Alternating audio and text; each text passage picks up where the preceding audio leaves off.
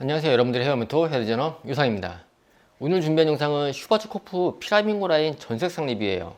제가 지난번에 피라밍고 라인 중에서 핑크색 리뷰를 했었는데요, 아직 못 보셨나요? 그렇다면 이 영상도 꼭 봐주세요. 정말 역대급 핑크색 염색량인 것 같아요. 영주한테 연락이 왔는데 핑크색 유지력이 장난이 아니라고 하네요. 그래서 오늘은 피라밍고 전색상 리뷰와 함께 제가 이번에 컬러 테스트를 하면서 느낀 점들에 대한 그런 이야기를 해드려 볼게요. 우선 슈바츠코프는 이고라 로얄이라는 기본 컬러 라인이 있고요, 조금 더 고채도의 색상 표현을 위한 두 개의 라인이 더 있는데요, 그게 파이버 플렉스 라인과 피라밍고 라인이에요. 파이버 플렉스 라인은 한색 계열의 컬러들, 그리고 피라밍고 라인은 난색 계열의 컬러들이라고 생각하면 편할 것 같아요. 물론 피라밍고 라인에도 허니실버라는 컬러가 껴있긴 하지만 그냥 이렇게 구분하는 게 편하다는 말이에요. 이 두 차트를 보면 많은 분들이 파이버 플렉스 라인의 한색 계열 컬러들이 조금 더 궁금할 수도 있을 것 같은데요, 이건 제가 빠른 시일 내에 다시 한번 리뷰를 해드려 볼 테니까 조금만 기다려주세요. 자, 본론으로 돌아와서 피라밍고 라인 리뷰를 시작해 볼까요?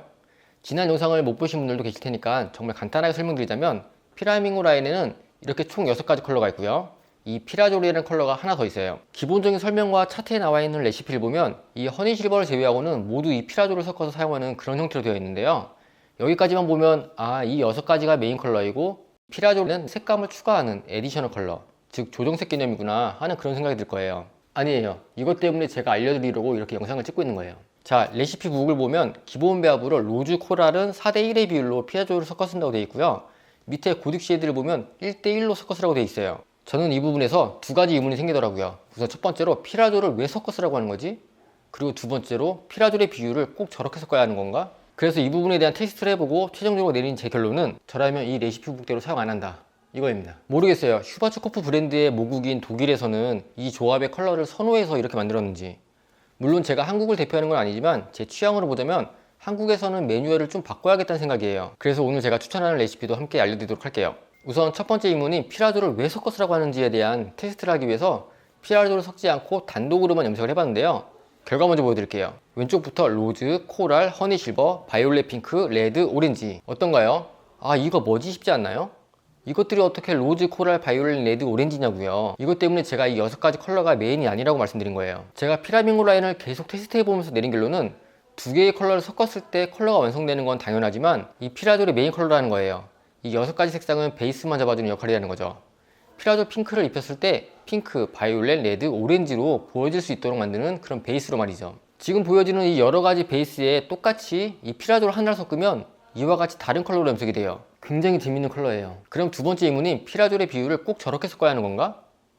피라졸의 비율을 매뉴얼의 비율대로 해보고 또 다른 비율로도 염색을 해봤는데요, 탈색을 이와 같이 해놓은 피스에 4대1, 1대1, 1대4 이렇게 각각 다른 비율로 해봤는데요, 로즈와 코랄은 4대1이 매뉴얼이고요, 고딕 쉐이드인 바이올렛 핑크, 레드, 오렌지는 1대1이 매뉴얼이에요. 그런데 피라졸을 섞지 않고 단독으로 염색한 피스들을 보면 로즈와 코랄은 조금 진하고 고딕 쉐이드인 바이올렛 핑크, 레드, 오렌지는 색이 좀 연하죠. 그렇기 때문에 피라졸을 섞었을 때 오히려 베이스가 연한 이 3가지 컬러들이 조금 더 진하고 선명하게 염색이 된 거예요. 반면 로즈와 코랄은 베이스 색상이 조금 강하기 때문에 비율이 높아지면 색이 선명함은 떨어지게 되죠.